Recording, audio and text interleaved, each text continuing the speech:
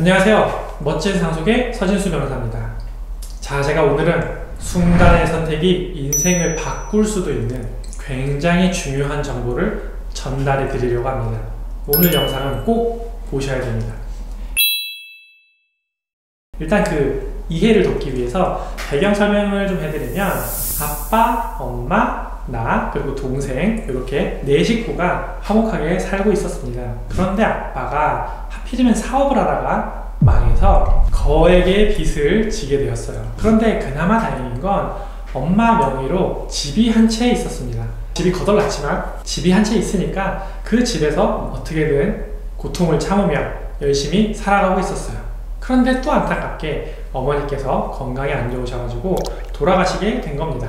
그러면 어머니가 돌아가셨으니까 이제 상속인은 아빠, 나, 동생 이렇게 3명이 되겠죠. 보통의 통상적인 사건이라고 하면 아빠랑 자녀 둘이 그냥 적절하게 잘 재산을 나눠 갖고 마무리를 하면 되는 아무 문제가 없는 사건인데, 지금 이 사건은 아빠가 거액의 빚을 지고 있는 사건입니다.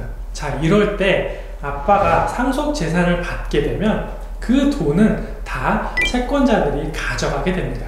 당연히 채권자들 입장에서는 지금 돈 받을 권리를 잔뜩 가지고 있는데, 채무자가 아빠가 책임재산이 없으니까 돈을 못 가져가고 있는 그런 상태였는데, 갑자기 아빠한테 재산이 생겼잖아요. 이만한 재산이 생겼어. 그럼 채권자들은 나이스, 대박이다 라고 생각하면서 막 달려들어서 재산을 가져가겠죠. 압류나 뭐 이런 걸 하겠죠. 그러니까 결국은 아빠는 이 상속재산을 받아봐야 결국은 다 채권자들한테 나눠줘야 되는 상황이다 보니까 이거를 내가 갖기보다는 자녀들한테 주고 싶은 생각이 들게 마련입니다. 그게 거의 당연해요.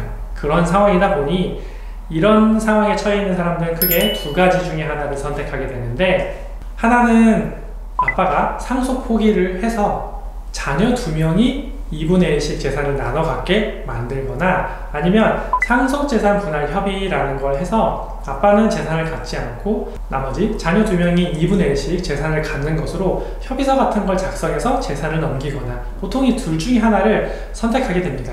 그런데 어느 하나는 사회행위 취소 소송의 대상이 될 수도 있고 어느 하나는 사회행위의 대상이 안 돼요. 그래서 우리가 어떤 걸 선택하는지에 따라서 결과가 완전히 달라지기 때문에 둘 중에 하나를 선택할 때는 신중해야 되는 겁니다. 자, 그런데 사회행위 취소 소송이 뭔지에 대해서 또 좀 설명을 해드려야 되는데, 이거는 채권자 입장에서 생각해보면 사실 어떤 느낌이냐면, 채권자는 돈 받을 권리가 있는 사람이기 때문에 채무자한테 재산이 있어야 돈을 받을 수 있습니다. 그런데 채무자한테 재산이 없으면 돈 받을 권리는 있는데 실제로 집행이 안 되는 상태로 계속 세월이 흘러가게 돼요. 그런데 어느 날 갑자기 채무자가 거액의 상속을 받아서 책임재산이 생기는 일이 생긴다고 하면 채권자 입장에서는 완전 땡큐인 거죠. 갑자기 돈을 받아올 수 있는 기회가 생긴 거예요. 그런데 채무자는 내가 이 돈 받아봐야 어차피 채권자들 다 주는데 내가 이거 받아서 뭐해? 나 안 받을래? 라고 상속재산 받는 걸 포기하는 행위를 하는 경우가 있습니다. 아까 말씀드렸죠? 2가지 방법으로 상속재산 받는 걸 포기하는 행위를 하게 마련이라고. 그럼 이때 채권자 입장에서는 너 재산 받는 걸 포기하는 그 행위가 사회행위니까 그거 하지 마.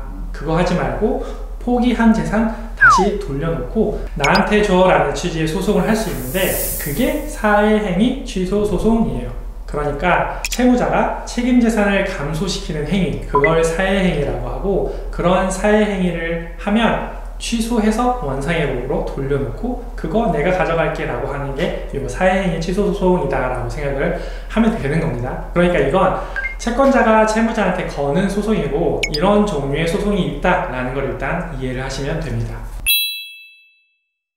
자, 그런데 법원은 앞서 말씀드린 2가지 중에서 상속 포기 같은 경우에는 사회행위가 아니다 라고 보는데, 상속재산 분할 협의는 사회행위가 맞다 라고 보는 겁니다. 법원이 왜 이렇게 보고 있냐면, 자, 판례 보시면 되는데, 상속의 포기는 비록 포기자의 재산에 영향을 미치는 바가 없지는 않은데 상속인으로서의 지위 자체를 소멸하게 하는 행위, 행위로서 순전히 재산법적 행위로 볼 것은 아니다. 오히려 상속포기는 1차적으로 피상속인 또는 후순위 상속인을 포함하여 다른 상속인 등과 인격적인 관계를 전체적으로 판단해서 행해지는 인적 결단으로서의 성질을 가진다라고 보고 있어요.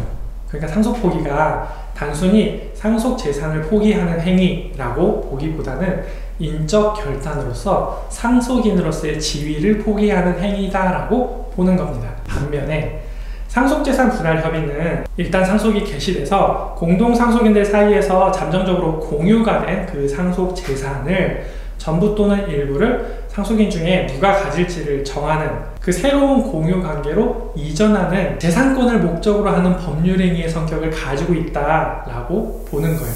그러니까 상속포기는 상속인의 지위를 포기하는 인적 결단으로서의 성격을 갖는 행위로 보니까 사회행위라고 보지 않는 거고, 상속재산 분할 협의는 일단 내가 상속재산을 받았는데 내가 받은 상속재산을 다른 상속인들한테 이전하는 그 재산법적 법률행위로 보기 때문에 그거는 사회행위가 맞아 라고 보는 겁니다. 법원이 이렇게 둘을 달리 보고 있기 때문에 여러분이 아까 그 상황에서 상속포기를 선택했다 라고 하면 사회행위 취소 소송의 대상이 되지 않는 거고, 그러니까 채권자가 소송을 걸어서 다시 뺏어가는 걸 못하는 거고, 상속재산 분할 협의로 재산을 넘기게 되면 그건 사회행위가 맞으니까 사회행위 취소 소송의 대상이 되고, 그러면 소송을 다 한 다음에 넘겨줬던 재산을 다시 돌려놓고 채권자들이 뺏어가는 게 가능하다라는 겁니다.